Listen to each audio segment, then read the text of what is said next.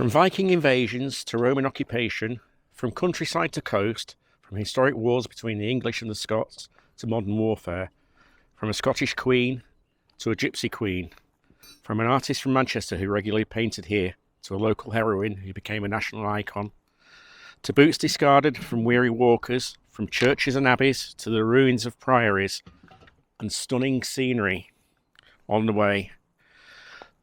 Join us over the next few weeks as we follow the route of the stunning Northumberland 250.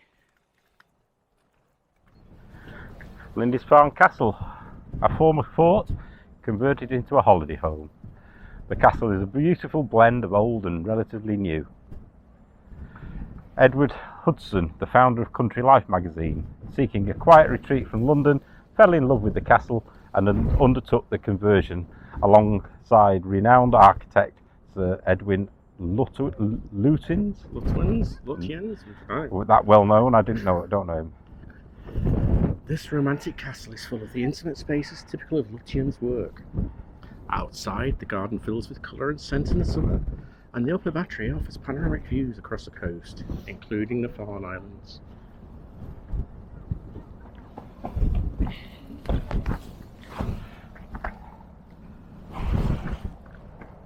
Closer to it. Closer.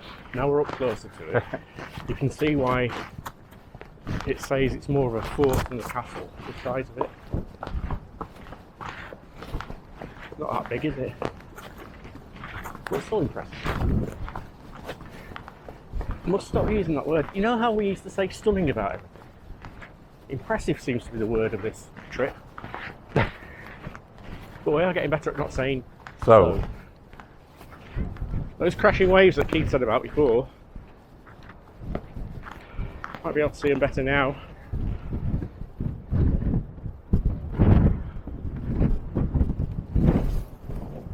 That would be nice to be in. It would, wouldn't it? I'd like to go on a boat trip in that.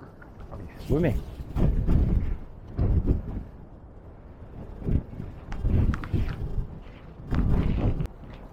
As we're coming up along the side now, you can see looks like a newer part of building.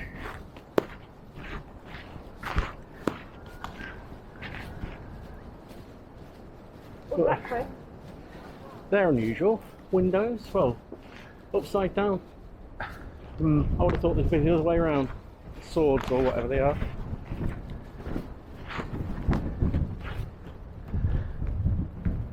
Well, those windows, the shape at the bottom is originally so you could fire a crossbow. Oh right, yeah. But they do look the wrong way around, to be fair. But the bottom bit the cross bit would need to be at the bottom. Yes. If you're standing there. Yeah.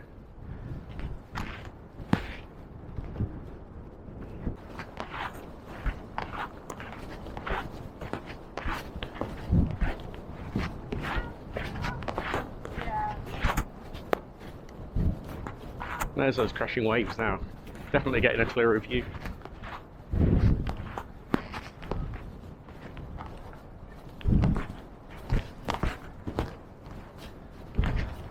And these are upturned boats that have been turned into either workshops or storage sheds.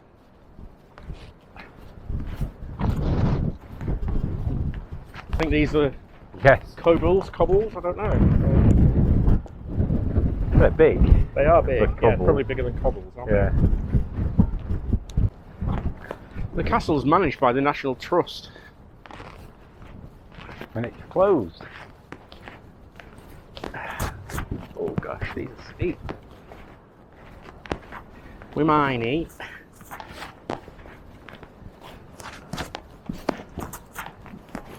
I think I'll grab that rope.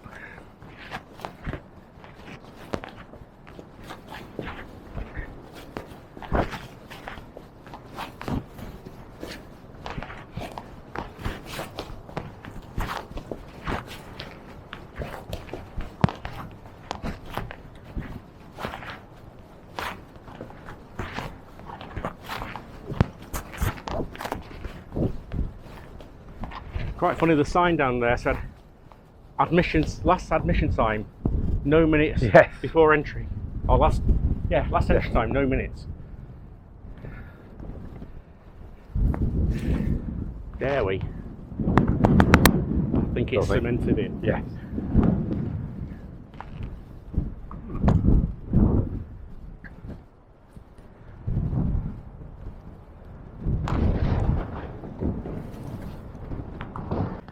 So I hope you can still hear me. I'm just coming through round from the castle. I think this is the lime kiln, I'm not sure. We'll have a look when we get there.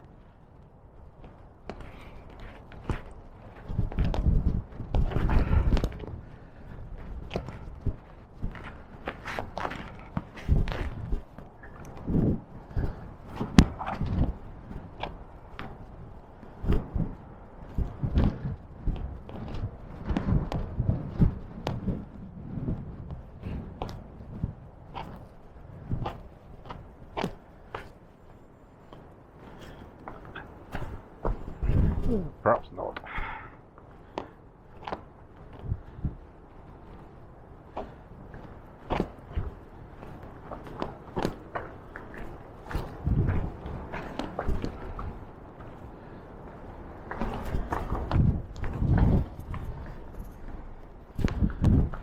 No, just another view of the castle and the village.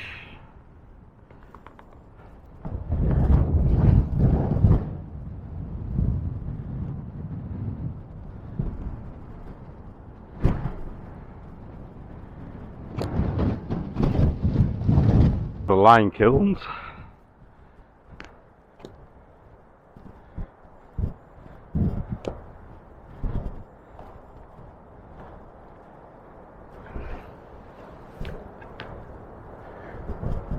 We can't get any closer.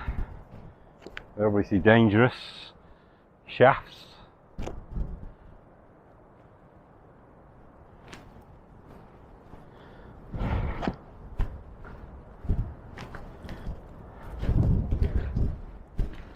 Let's head back.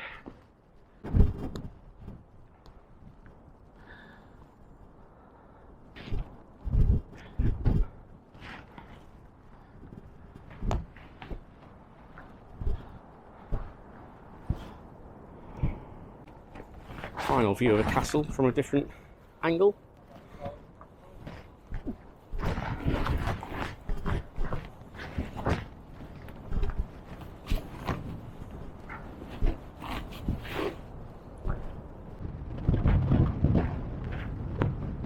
We're going to head over towards the abbey now. Just there, to the side of those boats.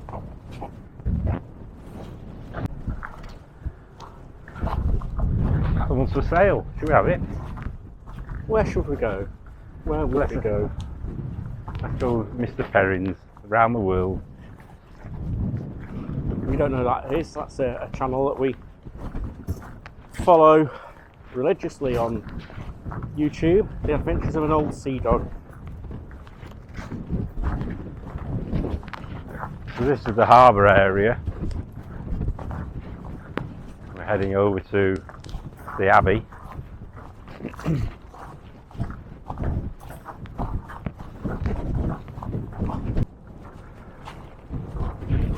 A lot of these hulks, hulls, turn into sheds or whatever. As you saw up at the castle, some of them look like accommodation. They did, didn't they?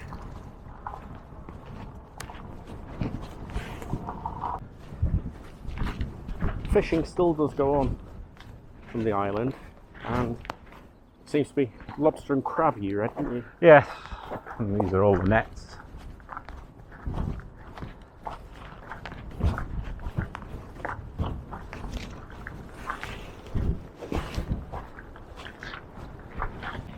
Here comes the rain again. Yes, it's starting, isn't it? There's a decent view of the abbey. Our next stop Getting closer now to the Abbey.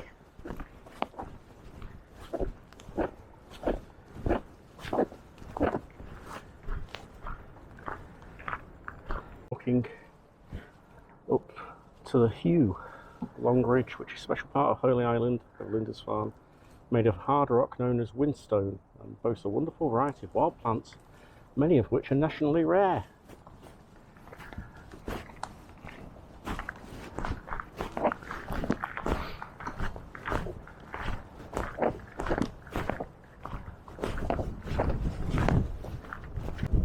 Over in the distance there, we've got the castle, and as we pan around this way, a really decent view of the Abbey.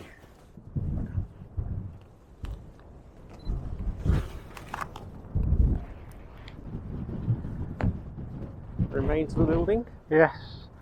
Excavations in 2016-17 revealed these foundations, interpreted as the remains of an Anglo-Saxon church. It may have been part of the island's first monastery, which was founded by St Aidan in AD 635. Call this the High Church, because of its position, no doubt.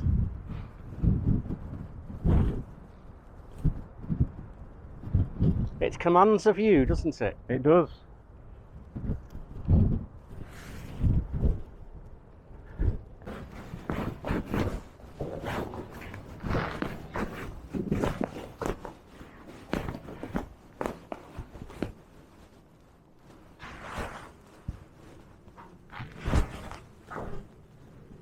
This is a bit murky through the glass, but there's the lifeboat house, built in 1884, replacing earlier structures. The history of lifeboat activity on Holy Island dates back from approximately 1786.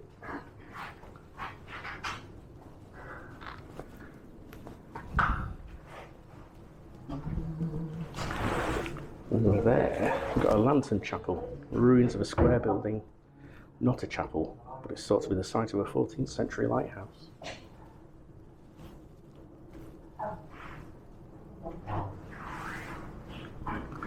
We've also got St Cuthbert's Island. See the cross. Called to be a hermit, St Cuthbert lived on the island for a short period before moving to Inner Farm. There's also the site of a medieval monastic grange farm, originally owned by the priory. And over in the distance, which we won't see today, the Chedier Hills. I don't know whether you can see, there's two pinnacle structures. They're the beacons. Beacons. And they are navigation aids.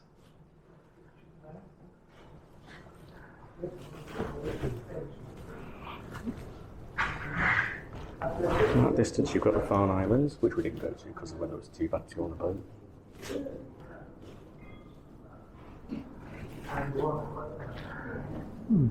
And the memorial we just walked past is down there. The Hugh Memorial. Sir Edward Layton's designed the Islands Celtic Cross War Memorial on the Hugh. He's the one that worked on the castle, isn't he? Yes, yeah. Castle. What we thought was the St Cuthbert's. It's down here. There's a fort. Yes. Constructed in the 1670s to defend the island against the attacks from Dutch privateers. The upturned boats we saw are used as storage for the harbour. And there's a view of the priory again. I've been calling it not a priory. An abbey. An abbey. It's not an abbey, it's a priory. Priory, is it? Yeah, you can get down there and round. Okay. I was just saying I don't think we can get down there. There isn't a path, but there is. That's alright.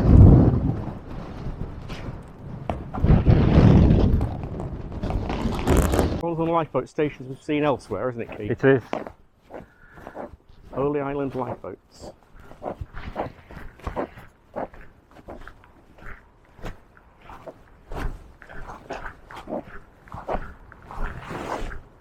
lifeboaters of old, you know that we do like to look around the lifeboat station. Got a lot of admiration for lifeboatmen.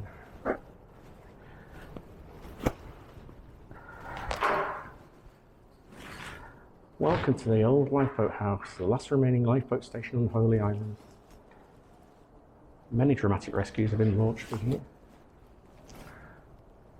I'm assuming this is the outline of the old boat that you had. Yeah. So we've got 1, 2, 3, 4, 5, 6 benches, which probably seat 3 on each bench. Yeah. And at Jenny Bell's well, launched 34 times and saved 24 lives. Another one, 35 times, 77 lives saved.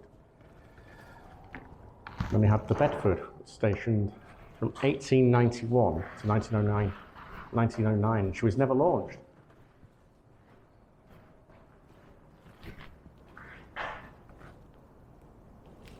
And then the final one was the Gertrude, stationed at the harbour from 1946 to 1968, who was launched 37 times and saved 9 lives. I wanted to go on that roundabout yesterday. And he looked round, make sure nobody else was watching. Oh, don't want this one though. You want me to go? You don't need to do that.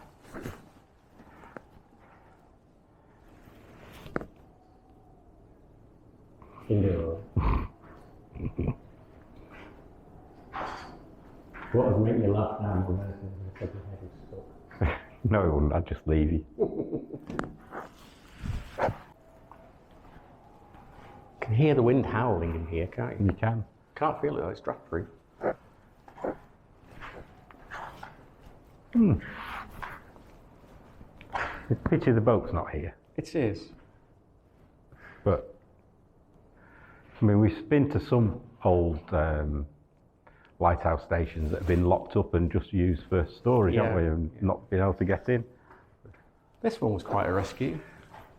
On 19th of October, funnily enough, today is the 19th of October, 1875, the steamer Britannia was carrying passengers from Leith to Newcastle when she was wrecked on rocks under Castle Point during a gale. The Grace Darling came to the rescue, first for taking off passengers, including many women and children, and then going back a second time for the crew.